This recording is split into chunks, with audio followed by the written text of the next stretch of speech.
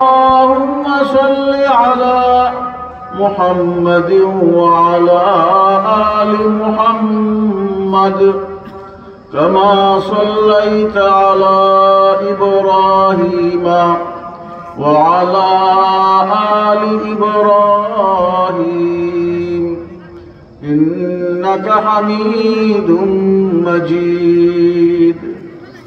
اللهم بارك على محمد وعلى آل محمد كما باركت على إبراهيم وعلى آل إبراهيم إنك حميد مجيد. اللهم صل على محمد كلما ذكره الذاكرون وكلما غفل عن ذكره الغافلون. اللهم صل على سيدنا ومولانا محمد وعلى آله وأصحابه وبارك وسلم.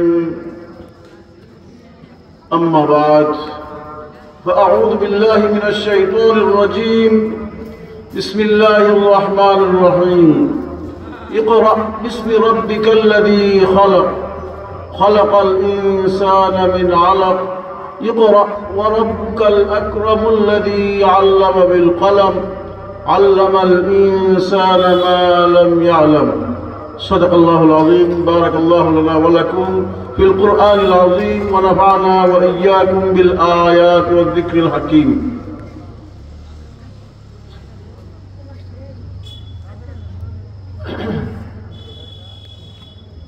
পরম শ্রদ্ধাভাজন সম্মানিত উলামায়ে কেরাম, আমার সামনে উপবিষ্ট মুরব্বিয়ানে ইজাম, পর্দার আড়াল থেকে কথা শুনছেন আমার পরম শ্রদ্ধেয়া মা ও বোনেরা,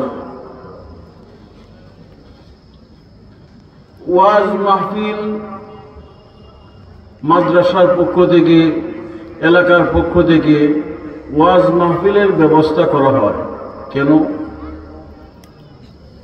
ওয়াজ মাহফিলের ব্যবস্থাটা এই জন্য করা হয় যে ইসলামী তালিম ছাত্রদেরকে যেইভাবে ইসলামী শিক্ষায় শিক্ষিত করা হয়, যেইভাবে ছাত্রদেরকে এলেম শিখানো হয়, ঠিক তদ্রূপভাবে সমস্ত মানুষকে ইসলামী তালিম শিক্ষা দেওয়ার জন্য, ইসলামী তাহযীব ও তামাদ্দুন শিক্ষা দেওয়ার জন্য সাধারণভাবে সমস্ত লোকদেরকে ডেকে, উলামায়ে কেরামকে ডেকে ওই তালিমের ব্যবস্থা করা হয়, যেটা সারা বৎসর ছাত্রদেরকে শেখানো হয়।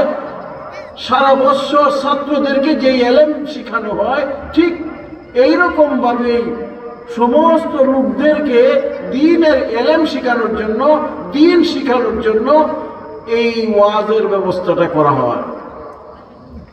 কিন্তু আফসোসের বিষয় আর পরিতাপের বিষয় হল এটা, আজকে আমরা এই ওয়াজ মাহফিলগুলোকে দ্বীন শিখার, এলেম শিখার মাধ্যম মনে করি না। যে আজকে আমাদেরকে দ্বীন শিখাবে, আজকে আমাদেরকে এলেম শিখাবে, কোন কাজ করলে আল্লাহ রাজি খুশি হবেন, কোন কাজ করলে আল্লাহ নারাজ হবেন, আমরা কিভাবে চলতে হবে, আমার করণীয় কি, আমার বর্জনীয় কি, সেইটা মাহফিল থেকে বোঝা দরকার। সেইটা না বুঝে শুধু ওয়াজ মাহফিলকে আমরা আনন্দের আর বিনোদনের বস্তু বানায় নিছি। আনন্দ আর বিনোদন অর্জন করার জন্য আসলে এই মাহফিলের খরচ করা হয় না, এই মাহফিলের ব্যবস্থা করা হয় না। এই মাহফিলের ব্যবস্থা করা হয় আল্লাহর বান্দারা আল্লাহর সাথে কিভাবে সম্পর্ক কায়েম করবে, আল্লাহর বান্দাদের দিলের মধ্যে আল্লাহ পাকের মুহাব্বত, আল্লাহ পাকের ভালোবাসা, আল্লাহ পাকের ইশক কিভাবে আসবে সেই ব্যাপারে উলামায়ে কেরাম বয়ান করবেন। আর ওই বয়ানের মাধ্যমে, উলামায়ে কেরামের ওই আলোচনার মাধ্যমে আল্লাহ রাব্বুল আলামিন আবেশ, আল্লাহ তাআলার ভালোবাসা মুমিনের অন্তরের মধ্যে আল্লাহ তাআলা ঢেলে দিবে। সেটার নামই হলো হেদায়েত। তাহলে মানুষের হেদায়েতের জন্য, মানুষ সঠিক পথে আসার জন্য, দ্বীনকে বোঝার জন্য, দ্বীনকে নিজের পাথেয় বানানোর জন্য ওয়াজের ব্যবস্থা করা হয়। কিন্তু আমরা বুঝতে ভুল করে ফেলছি। ওয়াজ মাহফিলকে এটা বুঝি না। ওয়াজ মাহফিলের মধ্যে যেখানে ছিল ওয়াজ উপদেশ, ওয়াজ মানে উপদেশ, মানুষকে ভালো পথে চলার উপদেশ, মানুষকে আল্লাহর পথে চলার উপদেশ, মানুষকে সঠিক কাজ করার উপদেশ, এইটা ছিল ওয়াজের আসল মাকসাদ। কিন্তু ওয়াজের আসল মাকসাদ বাদ দিয়া এখন ওয়াজ আওয়াজে পরিণত হয়েছে। ওয়াজে পরিণত হয় নাই, ওয়াজ এখন আওয়াজে পরিণত হয়েছে।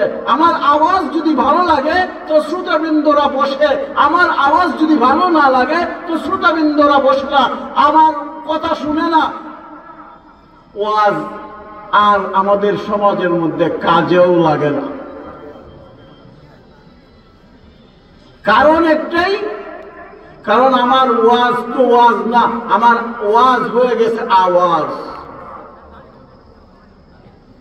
এই জন্য আমাদের প্রথমেও যারা আমরা শ্রোতা তাদেরকে পাক্কায় আলাদা করতে হবে যে আমি এখানে আসছি একমাত্র আমার মওলাকে খুশি করার জন্য, আমি এই ওয়াজ মাহফিলে আসছি একমাত্র আল্লাহ পাকের পক্ষ থেকে হেদায়েত নেওয়ার জন্য, অন্য কোনো মাকসাদে আসি নাই, অন্য কোনো উদ্দেশ্য আসি নাই।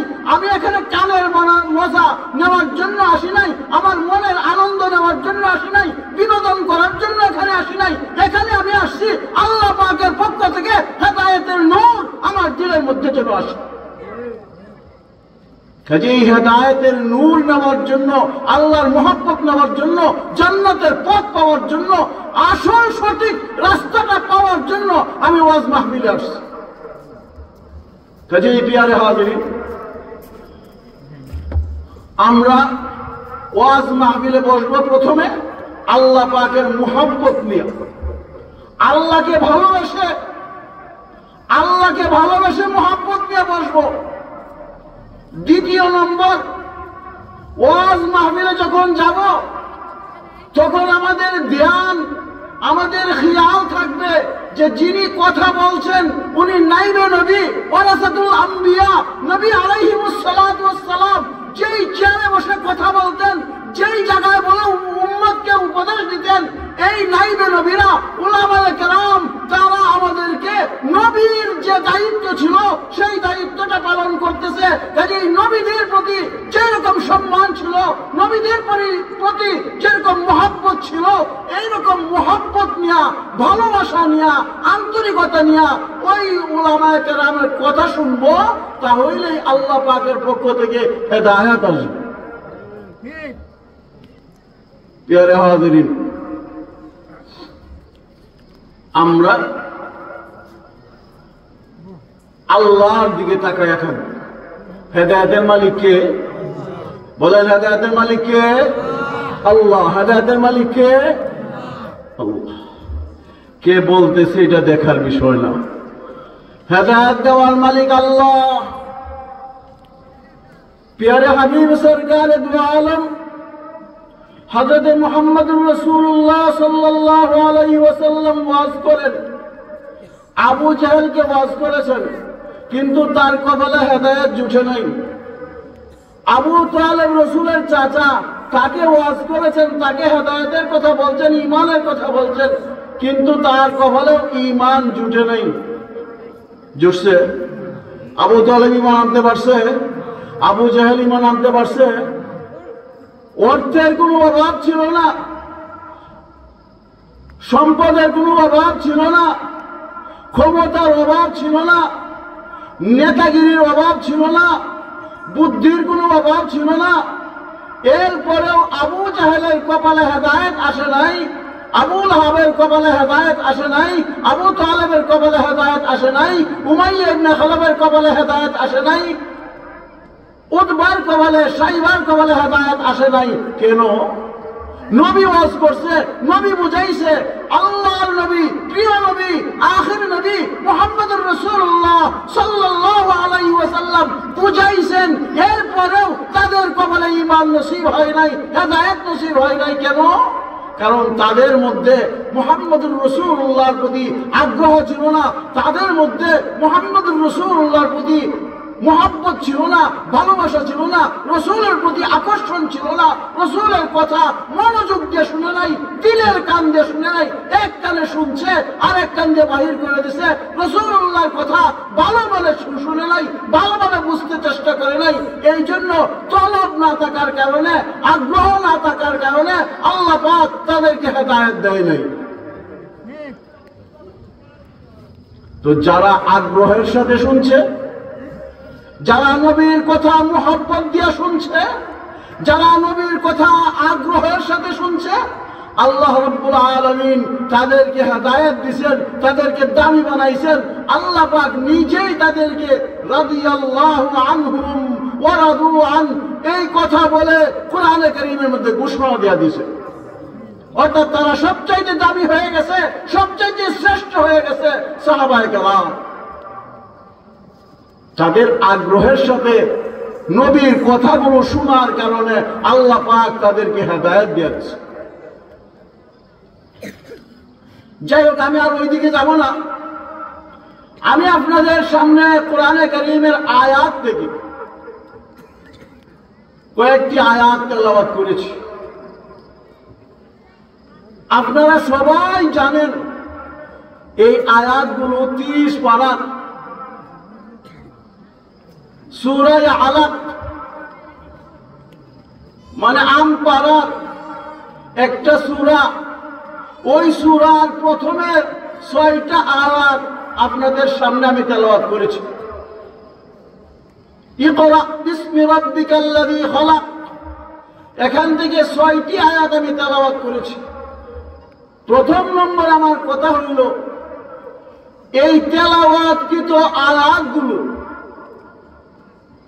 অবতীর্ণ হলো কেন, কোথায় অবতীর্ণ হয়েছে, কিভাবে অবতীর্ণ হয়েছে, এই তার একটু সারমর্ম আলোচনা আপনাদের সামনে করতে চাই। সূরা আলাকের প্রথম 6 আয়াত আল্লাহ রাব্বুল আলামিন অবতীর্ণ করেছেন। আপনারা জানেন মক্কা একটি পাহাড় আছে, যেই পাহাড়ের নাম হইল জাবালে নূর।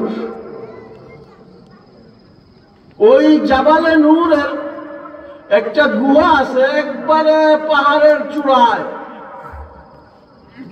শেষ প্রান্তে পাহাড়ের যাওয়ার পরে আবার একটু নিচে নামার পরে একটা গুহা, একটা গর্ত, যেটাকে গারে হেরা বলা হয়।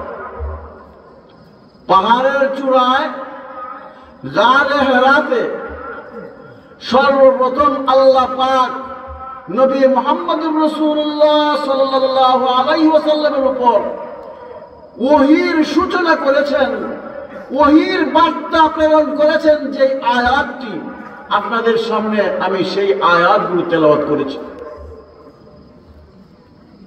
বুখারী শরীফের হাদিসের রওয়ায়াত, রাসূল করিম সাল্লাল্লাহু আলাইহি ওয়াসাল্লাম ফরমান, আমার কাছে নির্জনতাকে প্রিয় বানায় দেওয়া হলো। ওয়া হুব্বিবা ইলাইহিল খালা, নীরব থাকাটা নবী হওয়ার আগের সময়ে নবী আলাইহিস সালাতু ওয়াস সালামের বয়স যখন 39 বছর 6 মাস, সেই সময়ের মধ্যে মুহাম্মদুর রাসূলুল্লাহ একটু নীরব থাকতে ভালো লাগে, নির্জনে থাকতে ভালো লাগে, মানুষ সমাজে ভালো লাগে না, মানুষের সাথে কথা বলতে ভালো লাগে না, নীরবতা অবলম্বন করলেই ভালো লাগে। ওয়া হুব্বিবা ইলাইহিল খালা, নির্জনতা তার কাছে ভালো লাগতে লাগলো। কাজী রাসূল বলেন, যখন নির্জনতা আমার কাছে ভালো লাগতে লাগলো, সুতরাং আমি নীরবে গিয়া আমি চলে গেলাম ওই গারে হেরা, ওই হেরা গুহায়। ফায়াতাহান্নাসু ফীহ, সেই গারে হেরার মধ্যে নবী আলাইহিস সালাতু ওয়াস সালাম ইবাদত করতে লাগেন। ফায়াতাহান্নাসু ফীহ, ইমাম বুখারী রাহমাতুল্লাহি আলাইহি ফায়াতাহান্নাসু ফীহি, এই শব্দের ব্যাখ্যা করতেছেন আয় তাআব্বুদুল লায়ালি যাওয়াতিল আদাদ, তাআব্বুদুল লায়ালি যাওয়াতিল আদাদ, একাধারে 2-3 দিন 4-5 দিন পর্যন্ত একাধারে ইবাদতের মধ্যে মগ্ন থাকার নাম হলো তাহান্নুস। নবী করিম সাল্লাল্লাহু আলাইহি ওয়াসাল্লাম একাধারে কয়েকদিন পর্যন্ত একাধারে ওই গারে হেরার মধ্যে ইবাদতে মগ্ন থাকতেন। বুখারী শরীফের হাদিসের মধ্যে আসছে রাসূল করিম সাল্লাল্লাহু আলাইহি ওয়াসাল্লাম ঘর থেকে খানা নিয়ে যাইতেন, 2-3 দিনের বোঝ শুকনা খাবার নিয়ে যাইতেন, সেখানে ওই শুকনা খাবারগুলো খাইতেন। যখন শেষ হয়ে যাইত আবার আসতেন, আবার 2-3 দিনের খানা নিয়ে আবার চলে যাইতেন। মাঝে মাঝে হযরত খাদিজাতুল কুবরা রাদিয়াল্লাহু তাআলা আনহা তিনিও খানা সেখানে পৌঁছে দিয়ে আসতেন। কল্পনা করা যায় না, যারা হজে গেছেন তারা বলতে পারবেন গারে হারা কত উপরে। কিন্তু আম্মা জান হযরত খাদিজাতুল কুবরা রাদিয়াল্লাহু তাআলা আনহা সেই গারে হেরাতে সেখানে গিয়া রাসূলের জন্য খানা পৌঁছে দিয়ে আসছেন। মক্কা মুকাররমা থেকে 6 কিলোমিটার দূরে ওই গারে হেরা, সেখানে গিয়া ওই পাহাড়ের উপরে উঠিয়া আমরার মতন যুবক মানুষ যেখানে উঠলে পরে 4-5 বার বিশ্রাম করতে হয়, যে জায়গায় উঠলে পরে অন্তত 4-5 বার বিশ্রাম করতে হয়, আর না হয় হার্টবিট বেড়ে যায় এত উপরে। এখন তো রাস্তা হয়েছে, ইদানিং সিঁড়িও করে দিছে, সিঁড়ি বায়া উঠা যায়, ইদানিং সিঁড়ি হয়েছে, এর আগে সিঁড়ি ছিল না। আমরা যখন প্রথম গেছি তখন সিঁড়ি ছিল না, এখন গিয়ে দেখছি সিঁড়ি হয়েছে। তো যাই হোক, ওই যেখানে উঠতে গিয়া এখন সিঁড়ি বায়া উঠতে গিয়াও কয়েকবার বিশ্রাম করে পরে উঠতে হয়। এরকম উপরে এক পাহাড়ের গুহায় হযরত খাদিজা রাদিয়াল্লাহু তাআলা আনহা মহিলা হইয়া সেখানে রাসূলের জন্য খানা পৌঁছায় দিতেন। কিন্তু আজকে আমাদের মহিলাকে যদি বলা হয় যে স্বামীর একটু সেবা করো, মুখ মুসুরাতে চলে যা, যে তোমার বাড়ির কি কর্মচারী আমি, তোমার বাড়ির কি চাকর, তোমার বাড়ি থেকে বান্দিগিরি করার জন্য আসছি, এইরকম ভাষা উত্তর দেয় কি দেয় না? আফসোসের বিষয়, নেককার মহিলার বড় অভাব হয়ে গেছে, বড় অভাব হয়ে গেছে। নেককার মহিলার বড় অভাব, অথচ রাসূল করিম সাল্লাল্লাহু আলাইহি ওয়াসাল্লাম এই নেককার মহিলাদের জন্য কত পুরস্কারের কথা বলছেন। রাসূলুল্লাহ সাল্লাল্লাহু আলাইহি ওয়াসাল্লাম বলেন, কোন মহিলা যদি মারা যায়, তার স্বামী যদি তার প্রতি সন্তুষ্ট থাকে, তাহলে সে বিনা হিসাবে জান্নাত, স্বামী যদি সন্তুষ্ট থাকে। এখন মহিলাদের ব্যবহার যে অবস্থা হয়েছে, স্বামী সন্তুষ্ট হইব দূরের কথা, তখন স্বামী স্যার এটা যদি মরত তো বাঁচতাম। এইরকম অবস্থা দাঁড়াইছে, ভালো মহিলার সংখ্যা কমে গেছে, স্বামীর সাথে ভালো ব্যবহার করবে এরকমের সংখ্যা অনেক কম। অথচ মহিলারা হইল ঘরের শান্তি, ঘরের মধ্যে স্বামীরা স্বামীদের জন্য শান্তির জায়গা হলো ঘর, ঘরে গিয়ে যেন তারা শান্তি পায়। কিন্তু ঘরে গিয়ে শান্তি পায় দূরের কথা, ঘরে গেলেই প্রশ্ন, এতক্ষণ ছিলা কোথায়? তোমার জন্য কে অপেক্ষা করবে? এই শীতের রাত্রে কার পড়ছে তোমার জন্য সজাগ থাকবে? দরজাও খুলতে চায় না, অনেক বাড়াবাড়ি করে বলে দরজা খুলতে হয়, খানা টেবিলে রেখে দেয়, অথবা খানা রাখেও না, যদি কয় খানা খাই নাই খানাটা রেডি করে দাও, ফাল্লা খায়া লৌকা পারতাম না। আপনাদের দেশে এমন আছে কিনা জানি না। অথচ তাদের উচিত ছিল ভালো ব্যবহার করা। রাসূল করিম সাল্লাল্লাহু আলাইহি ওয়াসাল্লাম ফরমাইতেছেন যে সবচাইতে উত্তম মহিলা তো ওই মহিলা যেই মহিলার দিকে স্বামী দেখলে পরে মনটা আনন্দ হয়ে যায়। ইযা নাযারা ইলাইহা সাররাতহু। রাসূল করিম সাল্লাল্লাহু আলাইহি ওয়াসাল্লাম ফরমান, কোন মহিলার দিকে যদি সে তাকায়, স্বামী তার দিকে তাকায়, সাররাতহু, তাকে আনন্দিত করে দেয়। বলে এটার অর্থ কি? মুহাদ্দিসিন কিরাম তার কিতাবের মধ্যে লেখে, এটার অর্থ হইল যে স্বামীর সামনে সে সাজগুজ করে আসে, স্বামীকে এমন ভাবে সুন্দর করে সাজিয়ে আসে যে স্বামী দেখেই খুশি হয়, মাশাআল্লাহ আমার বিবি সব তো খুব সুন্দর, আমার বিবি সব তো খুব ভালো, দেখেই মনটা খুশি হয়ে যায়, খুশিতে ভরপুর হয়ে যায়। কিন্তু দুনিয়ার অবস্থান এটার উল্টা হয়ে গেছে। সাজ যদি করতে হয় স্বামীর সামনে সাজে না, সাজ যদি করতে হয় মার্কেটে যাওয়ার সময় সাজে, সাজ যদি করতে হয় ওই বিবাহ অনুষ্ঠানে যাওয়ার সময় সাজে, সাজ যদি করতে হয় তাহলে ওই বামের বাড়িতে যাওয়ার সময় সাজে। ঠিক না ঠিক? আল্লাহ কি বলে? ওয়ালা ইউবদিনা জিনাতাহুন্না ইল্লা লিবুলাতিহিন্না। আল্লাহ পাক কোরআন কারীমের মধ্যে বলে, ও মহিলারা, তোমরা তোমাদের সৌন্দর্যকে স্বামী ব্যতীত অন্য আর কাউকে দেখাও না। তার সৌন্দর্য কারে দেখাইব? স্বামীকে। কাকে দেখাবে? স্বামীকে।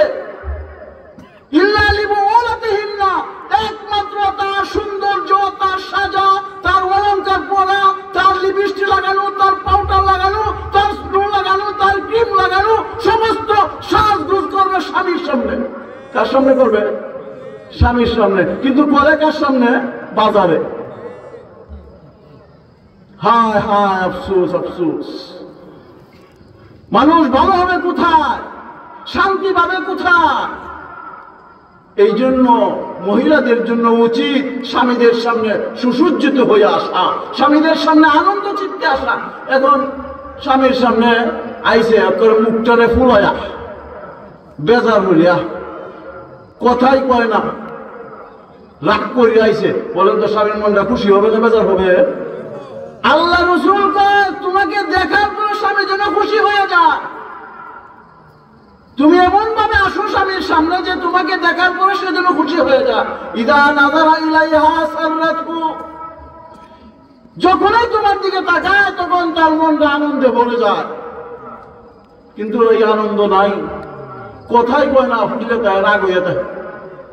একটা কোনো জিনিসটা তর্ক হয়েছে হয়তো, এরপরে গেছে গা, এরপরে যখন আসছে আরেকবার, এখন আর রাগই করে না, কথা হয় না, সালাম দিলে সালামের উত্তর নাই, কোনো কথা নাই, কোনো জবাব নাই, তার মধ্যে সে জামার মধ্যে জমাই।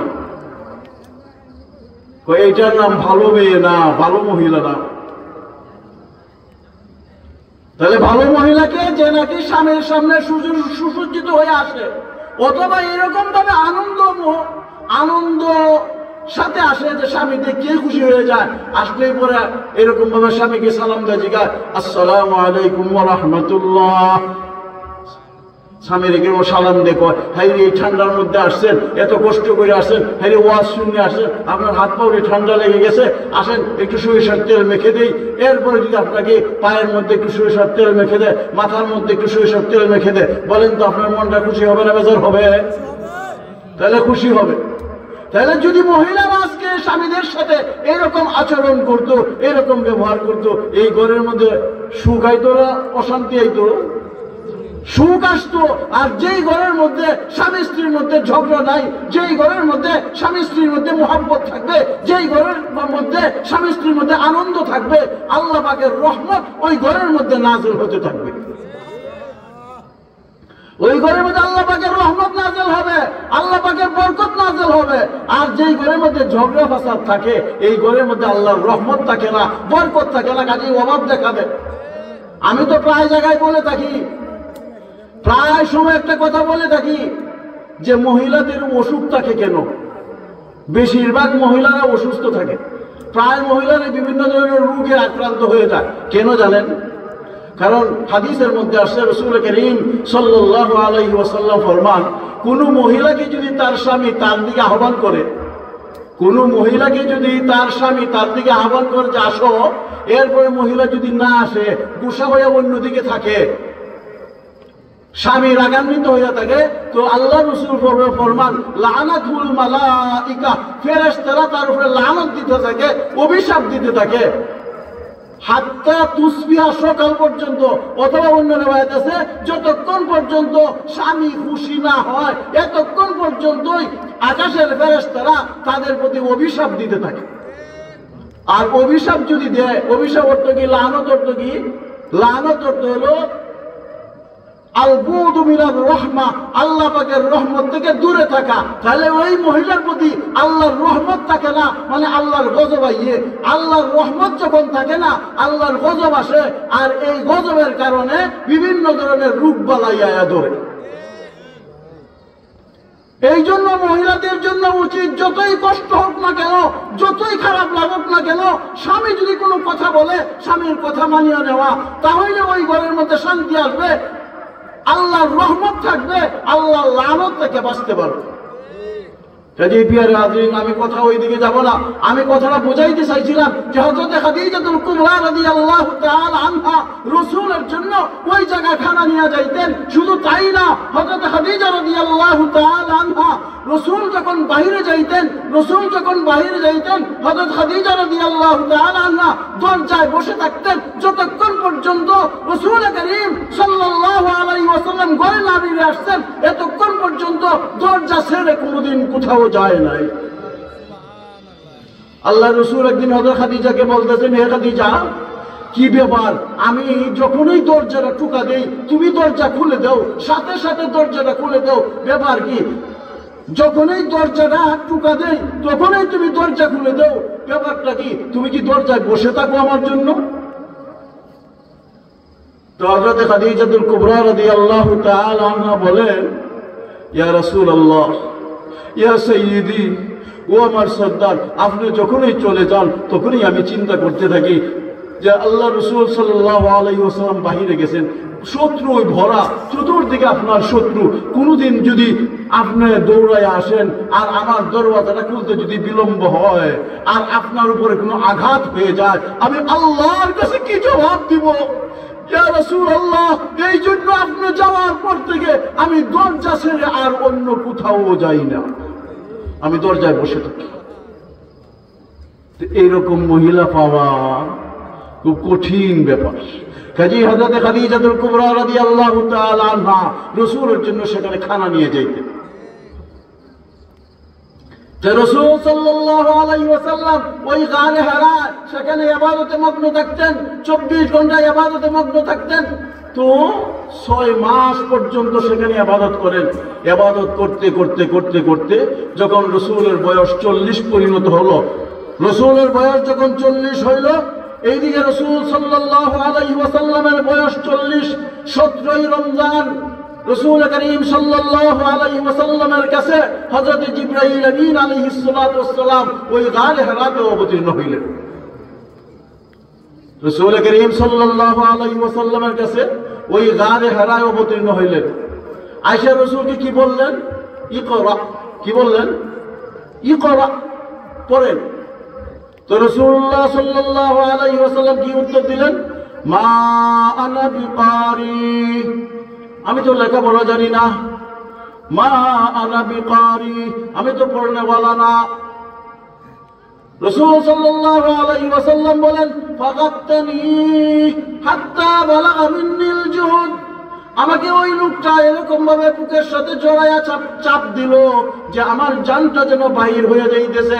এত কষ্ট হইছে, এত কষ্ট হইছে, আমার জানটা বাহির হয়ে যাওয়ার উপক্রম হয়ে গেছে, এত জোরে চাপ দিছে। ফারসালানি, অতঃপর আমাকে ছেড়ে দিলেন। ফাকালা ইকরা, ছেড়ে দে বলে পড়ো। আমি একই উত্তর দিলাম, মা আনা বিকারি, আমি তো পড়নেওয়ালা না, আমি পড়তে জানি না, আমি পড়ি নাই। ফাগাত্তানিয়া সানিয়া, তৃতীয়বার আবার চাপ দিলেন। হাত্তা বালাগা মিন্নিল জুহুদ, এত জোরে চাপ দিলেন, এত জোরে চাপ দিলেন যে আমার জানটা যেন বাহির হয়ে যাইতেছে, এত জোরে চাপ দিলেন। ফারসালানি, আবার ছেড়ে দিলেন। ফাকালা ইকরা, আবার ছেড়ে দে বলেন পড়েন। আমি একই কথা বললাম, মা আনা বিকারি, আমি তো পড়নেওয়ালা না, আমি তো পড়ালেখা জানি না, আমি তো কোনদিন মাদ্রাসায় যাই নাই, কোনদিন কোন স্কুলে যাই নাই, আমি তো পড়ালেখা করি নাই, আমি পড়ালেখা জানি না, আমি কি পড়বো? ফাগাত্তানিয়া সালিসা, তৃতীয়বার আবার চাপ দিলেন, আবার চাপ দিয়ে ছেড়ে দিলেন। রাসূল বলেন দ্বিতীয়বার আমাকে এরকম জোরে চাপ দিল যে আমার যেন আর সহ্য হইতেছে না। ফারসালানি, আমাকে ছেড়ে দিলেন, ছেড়ে বললেন ইকরা। আমি পড়তে শুরু করলাম, ইকরা বিসমি রাব্বিকাল্লাযী খালাক খালাকাল ইনসানা মিন আলাক ইকরা ওয়া রাব্বুকাল আকরামুল্লাযী আল্লামা বিল কলম আল্লামাল ইনসানা মা লাম ইয়ালাম। আমি এই আয়াতগুলো তেলাওয়াত করব। আমার কথা হলো নবুয়তের সর্বপ্রথম সূচনা, নবুয়তের সর্বপ্রথম আয়াত, কোরআনে কারীমের আল্লাহর কালামের প্রথম আয়াত, আল্লাহ পাকের কালামের প্রথম সূরা সূরা ইকরার এই আয়াতগুলো অবতীর্ণ হয়েছে। তাহলে নবুয়তের সূচনা এই আয়াত দিয়ে কেন করা হইল? পড়ালেখা শুরু করার জন্য আল্লাহর নামে পড়া কেন শুরু করবে? ইকরা বিসমি রাব্বিকাল্লাযী খালাক কেন পড়বে? কোরআনের পড়া, আরবি পড়া এই ইকরার মাধ্যমে কেন শুরু হলো? বড় চিন্তার বিষয়।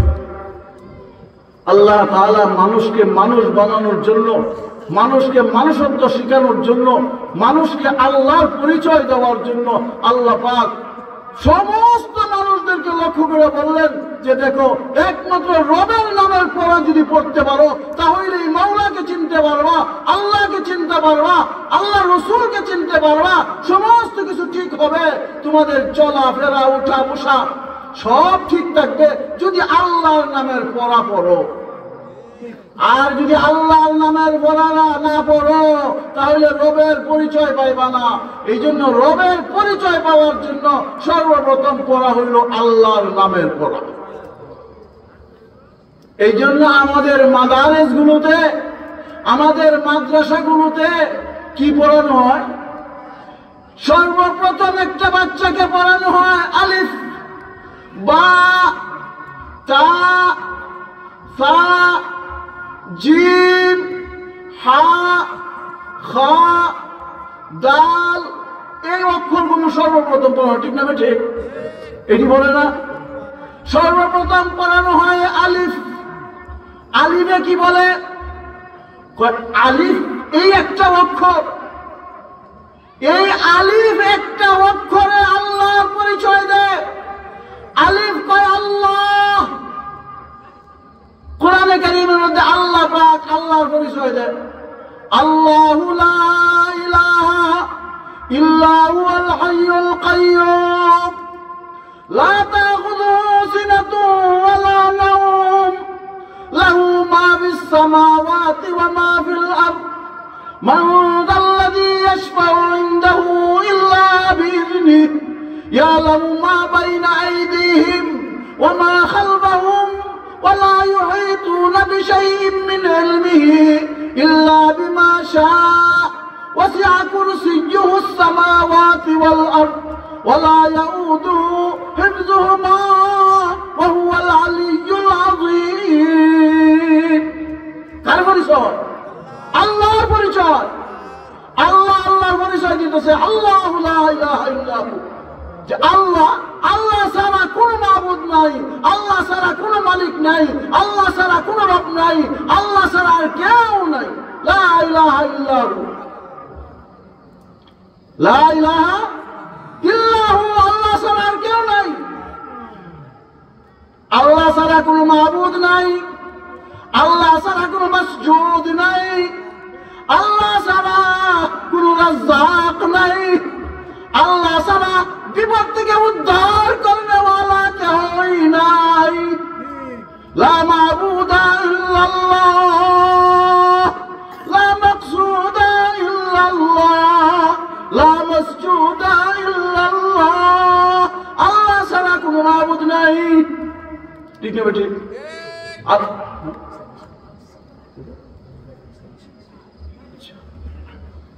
তাহলে আল্লাহর পরিচয়।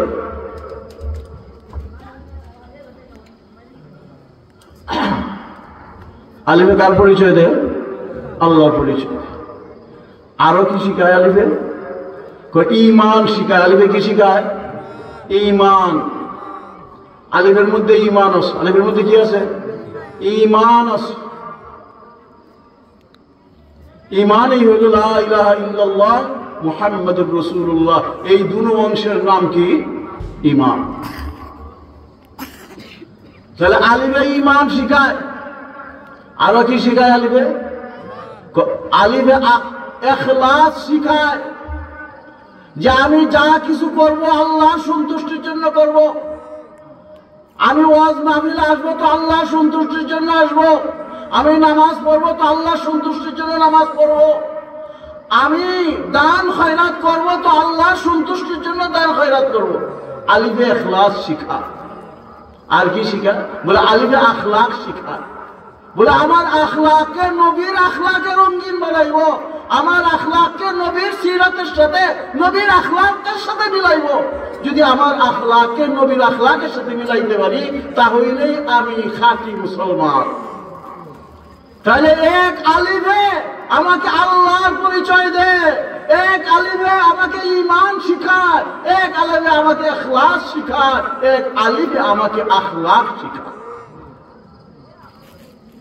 পরের অক্ষর বা। বলে বা মানে কি? বলে বা মানে আল্লাহর বান্দা হইয়া দুনিয়াতে থাকবো। আল্লাহর বান্দা হইয়া দুনিয়াতে থাকবা, বন্দেগী করবা, আল্লাহর হুকুম মানিয়ে চলবা। বাগী হইও না, আল্লাহর বিরোধিতা করো না, আল্লাহর হুকুমের খেলাফ করো না। বন্ধ হইয়া থাকো, ওয়ালা তাকুন বাগিয়া, বাগী হইও না। এইরকম ভাবে তা আমাকে শিখায়, তাকওয়া অর্জন করে চলো, তাকওয়াওয়ালা জীবন বানাও, তাওয়াক্কুল করো, গুনাহ হয়ে গেলে তওবা করো। কয়ে প্রত্যেকটা অক্ষর আমাকে আল্লাহর দিকে মেসেজ দিতেছে, প্রত্যেকটা অক্ষর আর প্রত্যেকটা অক্ষরে আমাকে ভালো পথের দিকে নিয়ে যাইতেছে।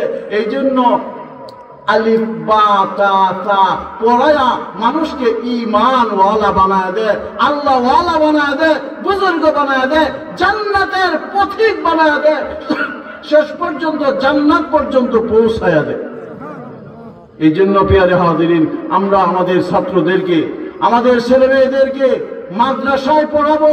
আলিফ বা যেখানে পড়া হয় সেই মাদ্রাসায় আমার ছেলেকে, আমার মেয়েকে সেই মাদ্রাসায় দিব। ওই মাদ্রাসার সাথে সম্পৃক্ত থাকবো, ওই মাদ্রাসাকে ভালোবাসবো, ওই মাদ্রাসাকে মহব্বত করে চলবো, ওই মাদ্রাসার সাথে সম্পর্ক করে চলবো। তো আল্লাহ তাআলা আমাদের নাজাতের ব্যবস্থা করবে।